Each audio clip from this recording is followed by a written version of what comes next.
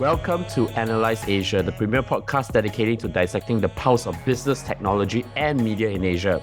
The secondary effects from the SVB's or Silicon Valley Bank saga sent the Circle stablecoin USDC depegging over the last weekend, but restored back to stability with the press release from the US Treasury, the US Federal Reserve, and FDIC. So to help me with this second big event, which is essentially crypto and web3 story, I have Cosmo Jiang from Nova River and host of the Liquid podcast from Global Coin Research. Last but not least, full disclaimer, I'm a Web3 angel and retail crypto trader holding tokens in all shapes and sizes. The discussion here is for informational purpose and does not constitute as investment advice. Please do your own research and make up your own mind. So Cosmo, welcome back to the show in such a short notice. Yeah, thanks for having me, Bernard. It's been a crazy time and certainly a lot to talk about. Yeah, it's probably the most craziest week I have, given that the whole weekend I was having a calls with every startup, whether it's Web2, Web3, or whatever. But I think let's go straight to the conversation. I think there were a few preceding events that led to the depegging of USDC. So I want to start off first by talking about the collapse of Silvergate Bank first, which is actually the precursor before SVB started their own bank run.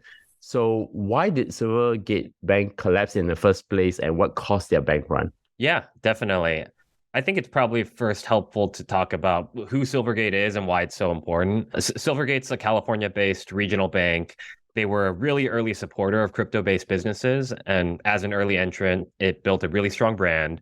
And it, along with SVB or Silicon Valley Bank, was one of the two most dominant banking providers in all of the crypto industry.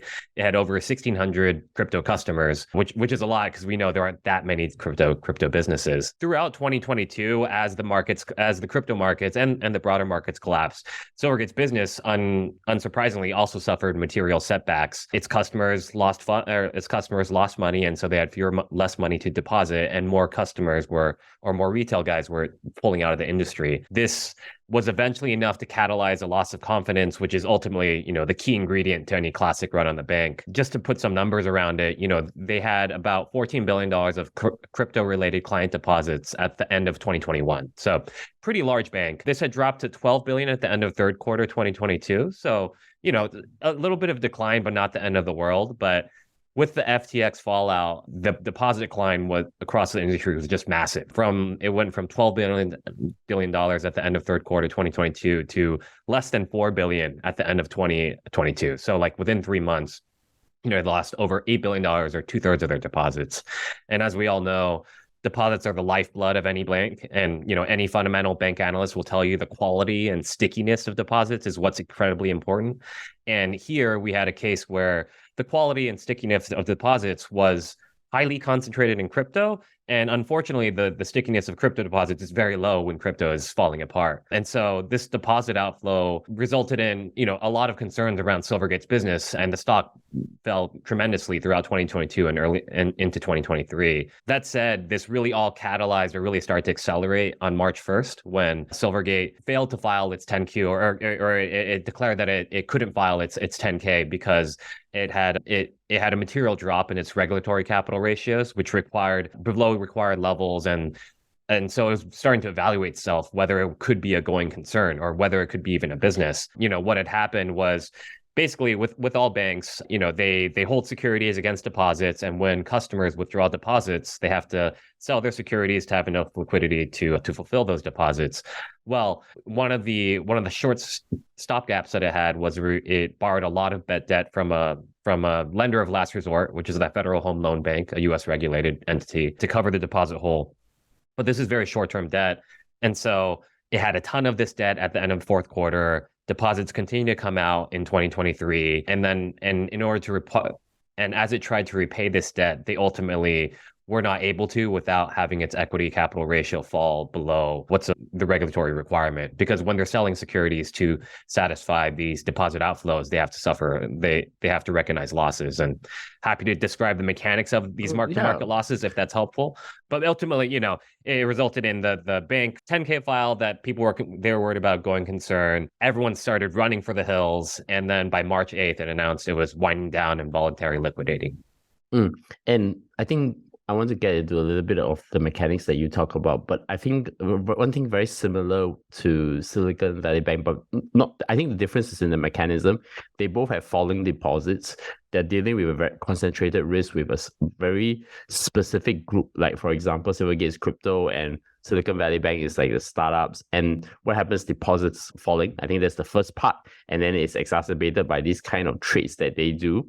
And specifically in Silvergate's case, which I find it really ironic, is because they were just subjected to durational risk by buying treasury bonds.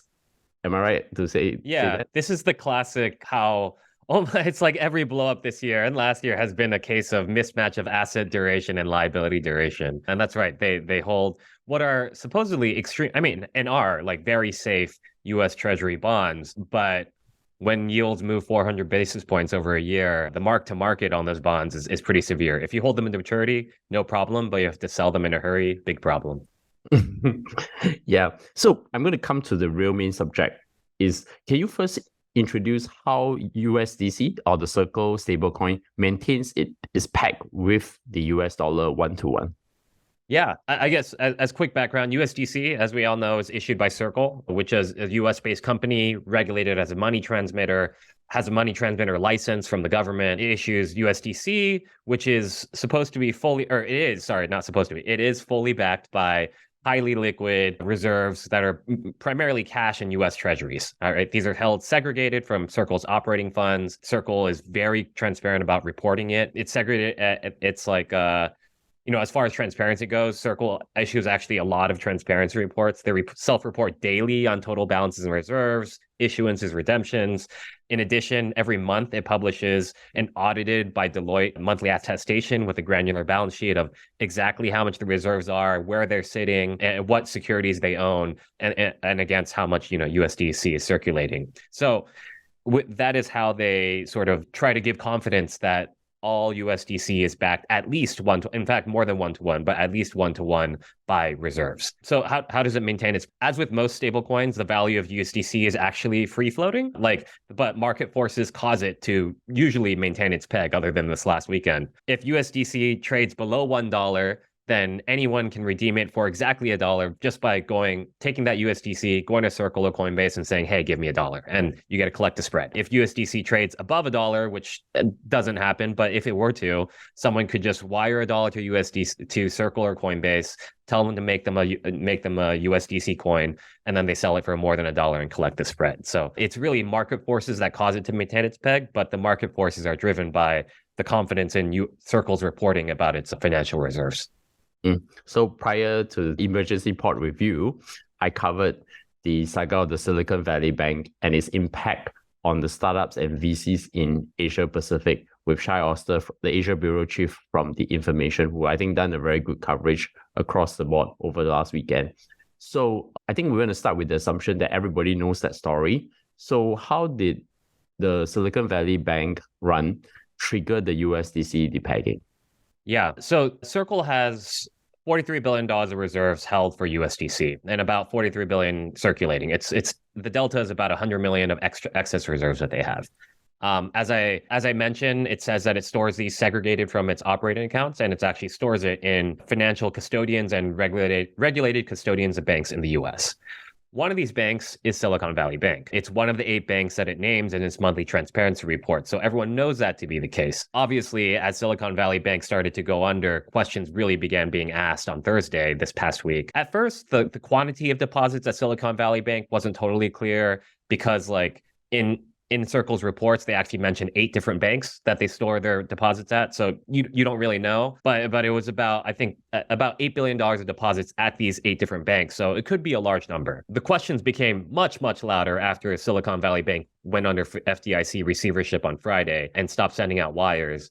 And then that Friday afternoon, Binance, as they often are, was the first exchange to stop accepting automatic USDC-USD conversions. And so Binance customers could no longer peg out 1-to-1.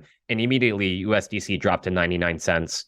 a few hours later that Friday evening, Circle disclosed that it had actually $3.3 billion of funds stuck on Silicon Valley Bank. So 3.3 out of 43 billion is obviously not a small amount, about 8% of its total reserves that was stuck. And Coinbase then stopped accepting USDC, USD conversions at 1-to-1 shortly thereafter. It attributes that to like the Fed wire system being closed on the weekend, which I believe and I accept, but panic ensues, free fall begins, and within the next few hours, USDC traded from 99 cents or even $1 earlier that morning to as low as 88 cents in the very, very early hours of Friday evening US time.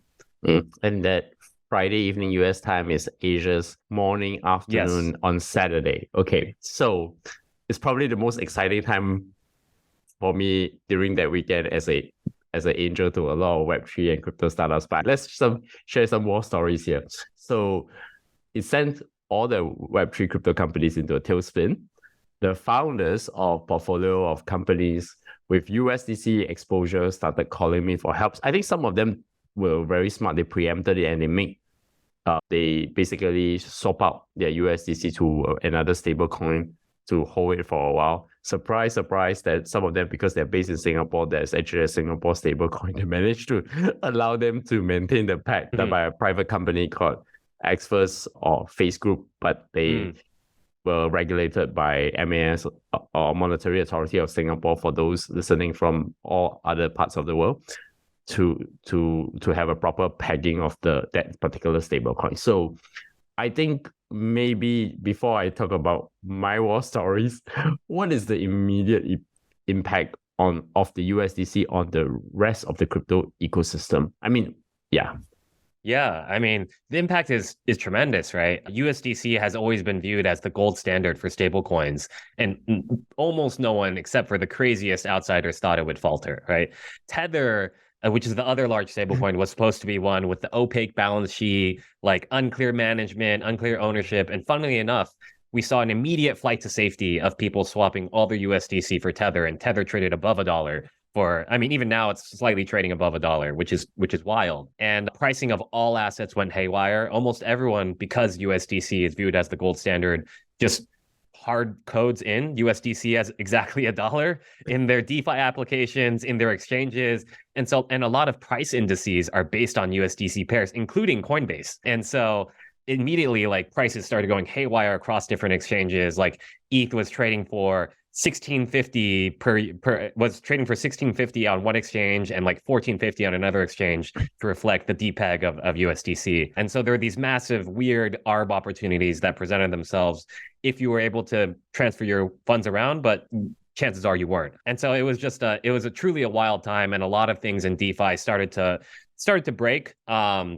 There are a couple hacks that came out that we found about today related to borrow and lend application, or not hacks, sorry, exploits related to the USDC depegging in DeFi applications. And obviously the crypto world or investor world went bananas because everyone was trying to figure out what to happen, how to manage risk. It really doesn't help that I guess to share my own war story, it does not help at all that these depegs, I remember the last time I was on this podcast, we talked about the UST Terra depeg.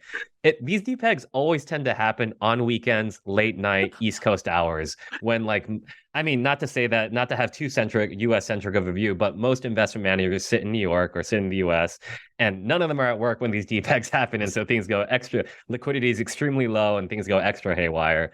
And me personally, I was just up all night, buying USDC as I was going down after doing the analysis to figure out that I thought it was sound. But it was definitely a scary time.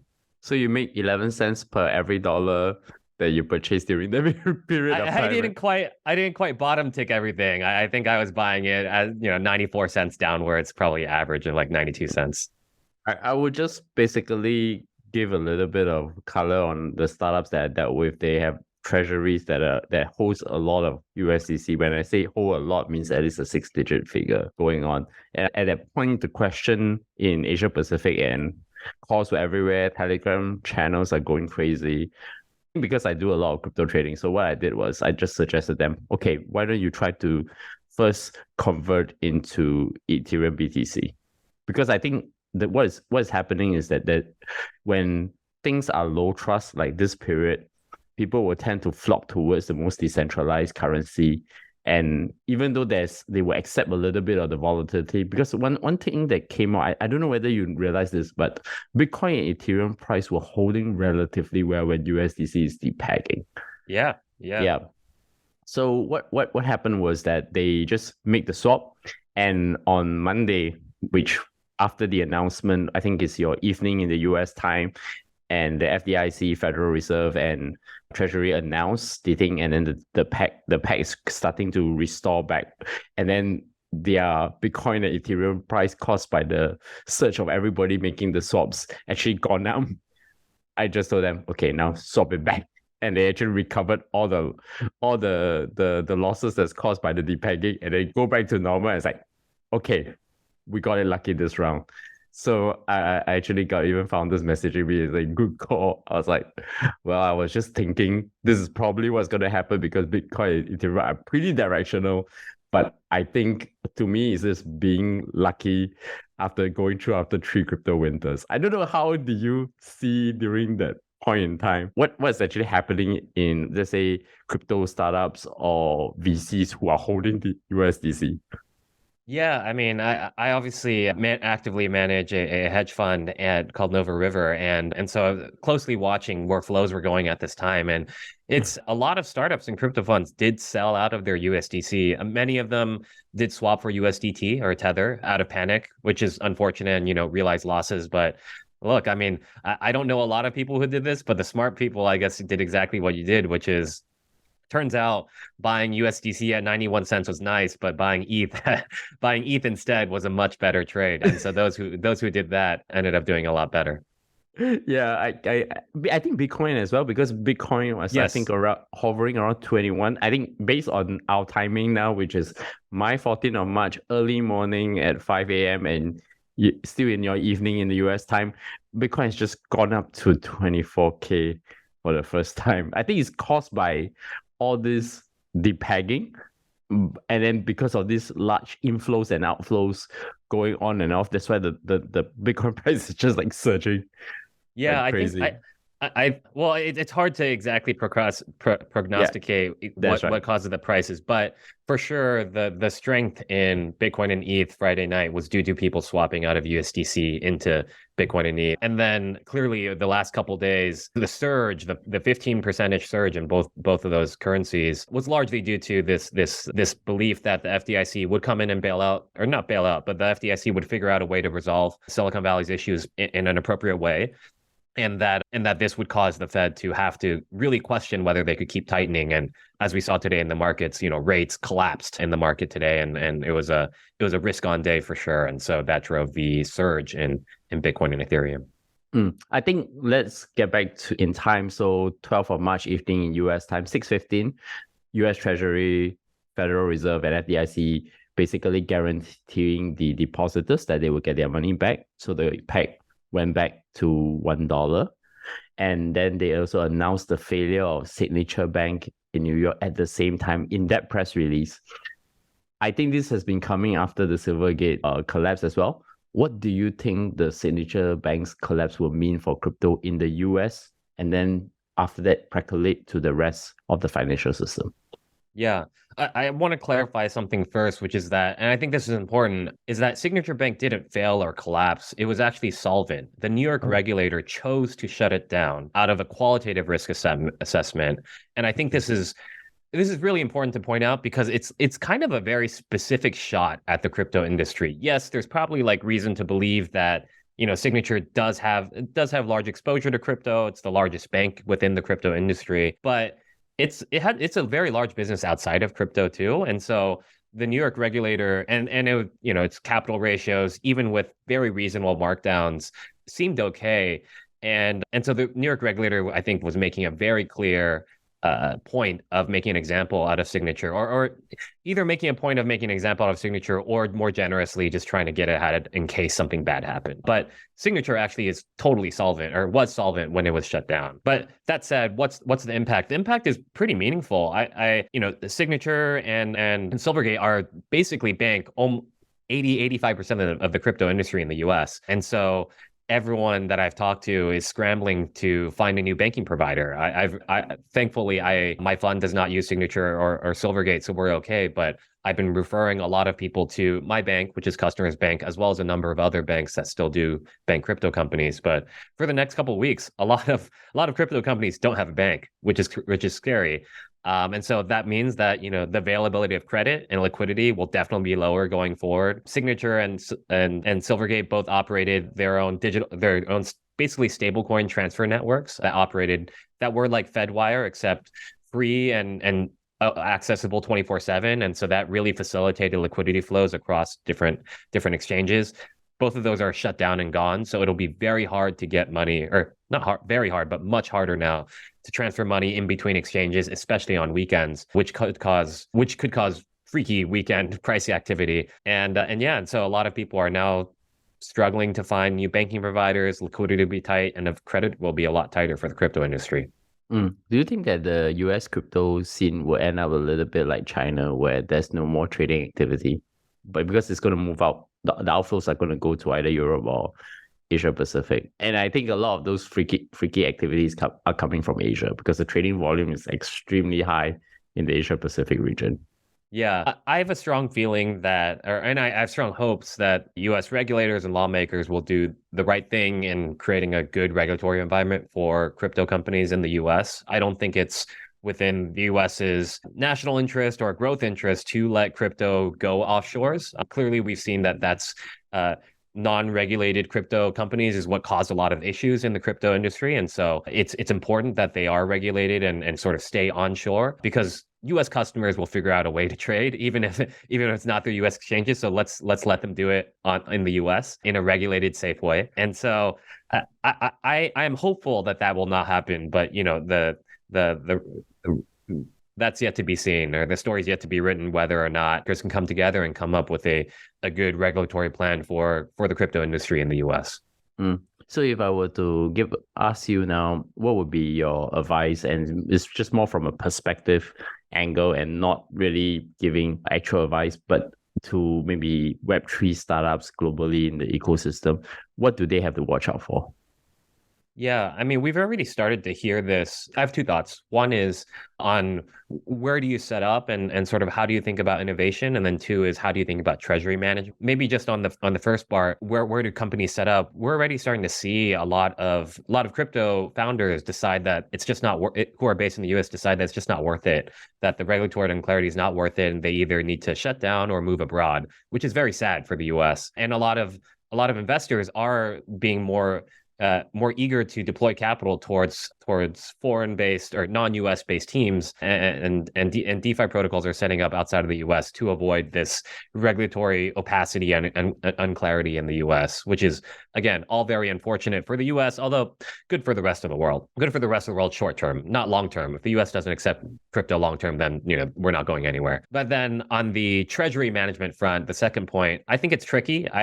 I remain a USDC maxi, but I could see the argument going both ways. I clearly USDC relies on centralized third parties. This case study showed the fragility of the US banking system, which the USDC relies on as well, but also the fortitude and resolve of the US government in backing that. So that's good. But you do rely on the US government. And so I can see why it makes sense to diversify your treasury. It always makes sense to diversify your treasury, but I tend to trust USDC the most. The other ways you can diversify your treasury, though, is by owning Tether or by owning decentralized alternatives, which might make sense, like Frax or Liquidity, which issues LUSD, both of which I'm definitely very supportive of. So I could definitely see it go both ways. I actually kind of disagree on the piece about the US. I think when they took over, becoming more crypto is coming back to the US in the last 2-3 years. It kind of zapped off all the innovation coming from the rest of the world. Being US heavily stop the system actually benefits the rest of the world in actually building a different financial system that's out of the US dollar. I don't know how you think about it, but if you think about the emerging markets where actual crypto is really having actual applications, and that's where they really need it versus the US dollar, I think there is actually things to be said that maybe this may be the only way to decouple and letting decentralized cryptocurrencies actually being decentralized rather than being centralized either towards maybe to one side of the world or the other side of the world, but remain some form of medium of exchange that the rest of the world will not be held hostage to. I think that's a really fair point and a good point. I do think it is important that cryptocurrency remains decentralized and that development, innovation, and ownership remains globally decentralized. And I agree that the use case for crypto as a form means of exchange certainly is way more important in outside of the US than it is in the US. So all that is very good. I do think and this is maybe my US centric view, and so I pre-apologize for that, but I do think it is. If the U.S. government cannot come to terms with an acceptable regulatory framework for crypto, I find it very hard to believe crypto can survive without the support of a major economy, or maybe not the explicit support, but at least implicit support of a major economy. I cannot leave this conversation without asking you this last question. What's your perspective on the Genesis bankruptcy? Because I got you the last time on the show to talk about it, and DCG's final settlement with Gemini and the other creditors on Genesis, the fallout from Genesis.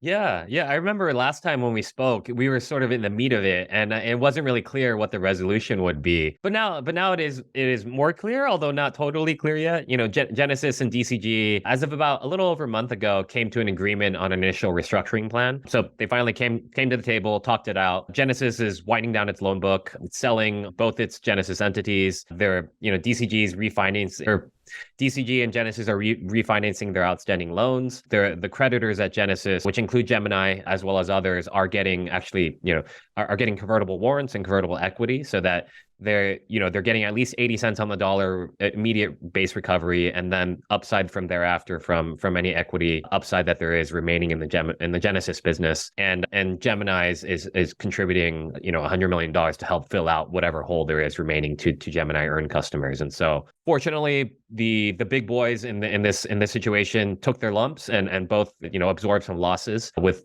DCG really giving up some equity and Gemini coughing up some cash to make sure that their customers remain whole.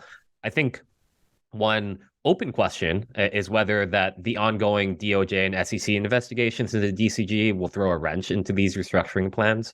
Because they've come to a restructuring plan, there really isn't an aggrieved counterparty anymore. There's no issues anymore, other than there are potentially some laws broken in how DCG structured its intercompany loans with Genesis, and in particular how they conveyed that to their borrowing and lending counterparties, and whether their accounting was correct or whether their accounting was valid. And so if the SEC and DOJ really wants to make a point out of it, they definitely could. But there's sort of no one in the loss anymore, but they could definitely make an example out of DCG, and that may throw a wrench into the restructuring plans. One of the really interesting stories that went past the last week, but thanks to all the whole weekend craze caused by Silicon Valley Bank, was that the Grayscale lawsuit with the SEC on the GBDC. And I think that it seems that when the opening statements are made and the initial, it seems that it favors GBDC, but we will have to wait and see whether it's going to be converted into a spot ETF